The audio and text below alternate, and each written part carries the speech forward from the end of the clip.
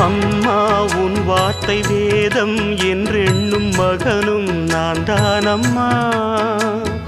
உலவும் என் கோயில் பேசும் என் தெய்வம் உலகில் நீதானம்மா. தாயே உன் கண்ணில் துளி நீர் கண்டாலும் இதயம் தாங்காதம்மா. ஏதோ உன் நெஞ்சில் துயரம் என்றாலும் விழிகள் தூங்காதம்மா. வண்ணமுகம் வாடி நிற்க பார்த்ததில்லை நானும் என்னாலும். வாடை கொஞ்சம் கூந்தலை ஆடை கொண்டு மூடிட வருத்தம் என்ன இந்நேரம்.